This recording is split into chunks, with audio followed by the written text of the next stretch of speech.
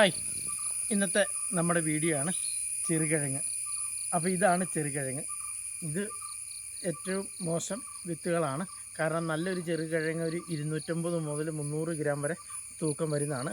ഇതിൻ്റെ വേരാണ് നല്ല ചെറിയ കിഴങ്ങാണെങ്കിലും ശക്തമായ വേരുകളാണ് ഇതിനുള്ളത്.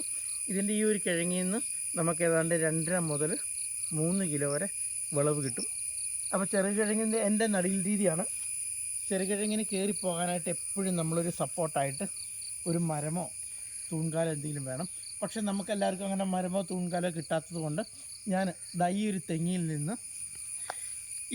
നിന്ന് ഒരു വള്ളി ആ കാണുന്ന മഹാഗണിയിലേക്ക് നമ്മൾ വലിച്ചു കെട്ടിയേക്കുവാണ്.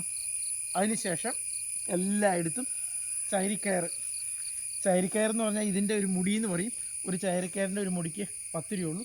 അപ്പോൾ 10 രൂപയുടെ ഒരു മുടി മേടിച്ച് കഴിഞ്ഞാൽ നമുക്ക് 2 ചെറുകിഴങ്ങ് കയറ്റി വിടാം. അപ്പോൾ ഇതാണ് ചെറുകിഴങ്ങ്. ഇതിനെപ്പോഴും ചൈരിക്കയർ വേണം കേട്ടോ. പ്ലാസ്റ്റിക് വള്ളി പറ്റത്തില്ല, കാരണം ഗ്രിപ്പ് കിട്ടണം. പിടിച്ച് കയറണമെങ്കിൽ ചൈരിക്കയർ വേണം. അതുപോലെ ഒരു 6 മുതൽ 8 മാസം കൊണ്ട് നമുക്ക് വിളവെടുക്കാവുന്ന ഒന്നാണ് ഈ ചെറുകിഴങ്ങ്. ഒരു കാലത്ത് നമ്മുടെ വീടുകളിൽ എല്ലാ വീടുകളിലും ഉണ്ടായിരുന്നതാണ്. പക്ഷേ ഇതൊക്കെ ഇപ്പോൾ നമ്മുടെ നാട്ടിൽ കിട്ടാക്കനിയായി വന്നിരിക്കുകയാണ്. ഇതിനൊരു കിലോയ്ക്ക് മാർക്കറ്റിൽ 60 രൂപ മുതൽ 90 രൂപ വരെ വിലയുണ്ട്. ഞാനിത് ഇത്രയും മോശമായ ഇതുവരെ വാങ്ങിച്ചത് 90 രൂപ കൊടുത്താണ് ഇത് വാങ്ങിച്ചത്. ഇത് നമ്മളെ വീട്ടിലിത്തിരി മണ്ണിലിട്ട് കഴിഞ്ഞാൽ 1-2 ആഴ്ച കഴിഞ്ഞപ്പോഴത്തേക്കും കിളുത്ത് വന്നു. ഇതിനിപ്പം നടാനുള്ള വിത്താണ്. അപ്പോൾ ഈ ഒരു രീതി, ഒരു മരത്തിൽ നിന്ന് വേറൊരു മരത്തിലേക്ക് വള്ളി കെട്ടിയിട്ട് ഇങ്ങനെ വെച്ച് കഴിഞ്ഞാൽ ഇതിപ്പം ഇത്രയും ചെറുകിഴങ്ങിൻ്റെ ഒരു കൃഷി നടത്തുന്നതിന് നമുക്കിതിൻ്റെ ഒരു വള്ളിച്ചെലവ് എന്ന് പറയുന്നത് എനിക്ക് ഏതാണ്ട് 100 രൂപയുടെ അടുത്താണ് വരുന്നുള്ളൂ. നമുക്ക് ഇത്രയും കൃഷി ചെയ്യാൻ പറ്റും.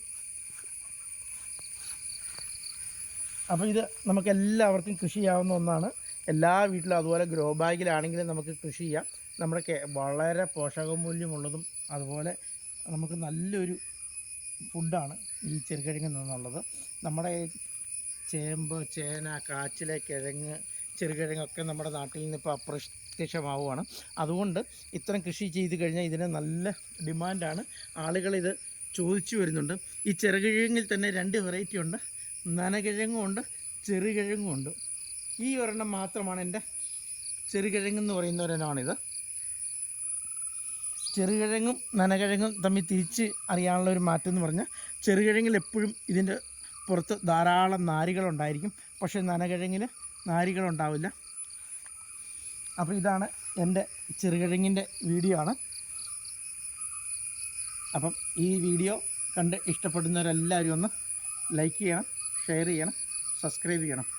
Thank you.